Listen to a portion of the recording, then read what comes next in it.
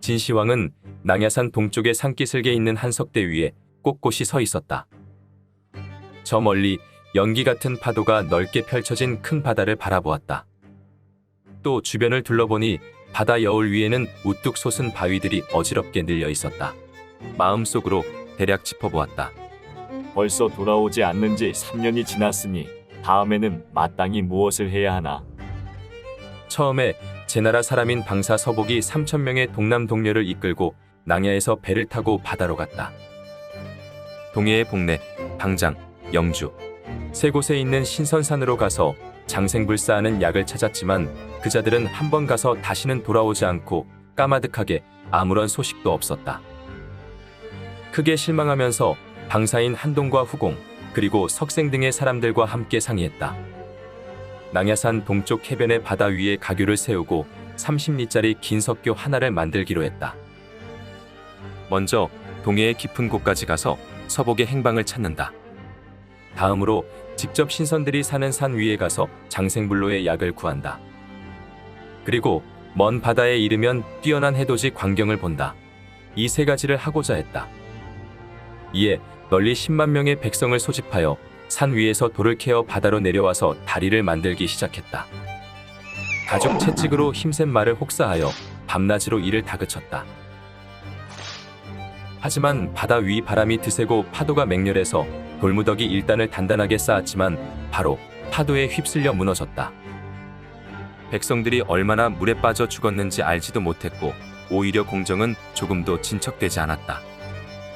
부득이 진시황은 잠시 멈추도록 명을 내리고 또 다른 방책을 고민했다. 때마침 한 가지 꾀도 내지 못하고 있을 즈음에 한동, 후공, 석생 세 사람이 노인 한 분을 모셔 면전에 데려왔다. 세 사람이 여쭙기를 그들이 깊은 산속에 가서 청해서 스승을 모셔왔다고 했다. 진시황이 모셔온 노인을 훑어보니 백바롱 안에 흰 수염이 바람에 나부끼며 도사 같은 엄숙한 용모를 갖춘 또 다른 선풍도골이었다. 진시황이 방도를 물었다. 도인께서는 다리를 놓을 좋은 방도가 있소이까? 도인이 미소를 지으며 말했다. 말뚝 하나 박는 사소한 일입니다. 단지 대왕께서는 백성들에게 돌덩이를 들고 해변까지 옮기도록 하시면 됩니다. 한 사람도 바다에 들어갈 필요가 없고 제 혼자 능히 긴 다리를 세울 수 있습니다. 원래 이 도인이 바로 신인인데 오랫동안 바닷가에 있는 산속에 살면서 해신과 더불어 매우 깊게 친구의 정을 나누었다.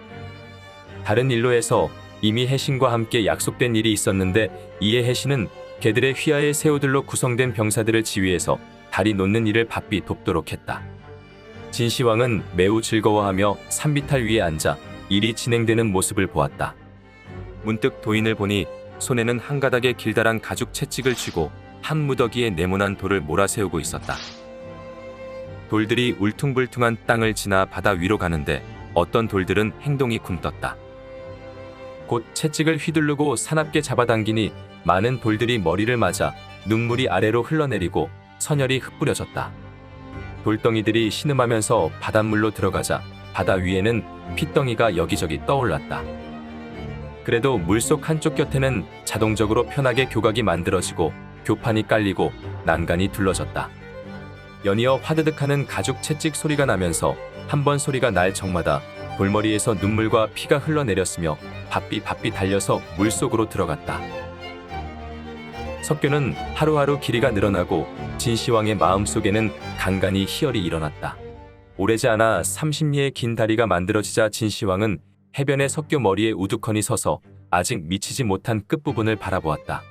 진시황의 마음은 크게 흡족했으며 거듭해서 도인을 칭송하자 도인도 한껏 흥이 올라서 결국은 암암리의 해신이 바쁘게 도와주고 있다는 사실을 말해버렸다. 진시황은 필히 해신을 직접 보고 싶어 했다. 해신이 사양한다고 도인이 돌아와서 설명했다. 그 생긴 모습이 취해서 사람들이 보기 불편하다고 하니 만약에 꼭 보자고 하시면 대왕은 반드시 혼자 가서 추한 모습이 여러 사람 면전에 드러나지 않도록 해야 합니다.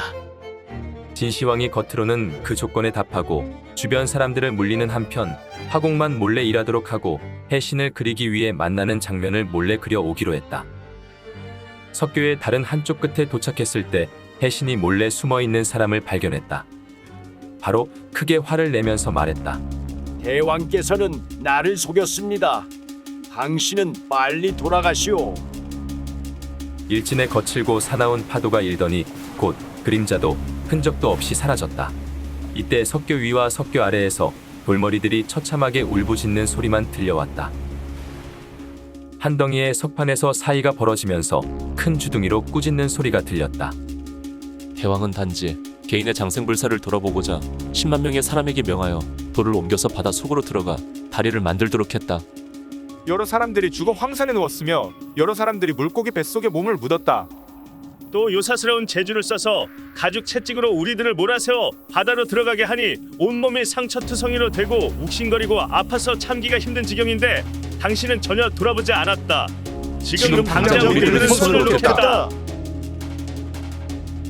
단지 들리는 것은 와르르 탕탕하는 일진의 큰 소리였으니 30리의 긴 다리가 무너져 내렸다. 다행히 진시황의 말이 빨라서 뛰고 날듯이 도망쳐서 언덕 위에 올랐지만 가련하게도 화공과 수종들은 모두 큰 바다 속으로 잠겨버렸다. In my stomach, a hole in my heart. Can someone please tell me when we started to fall apart? And it feels unfamiliar, but I know it's been done before. But this time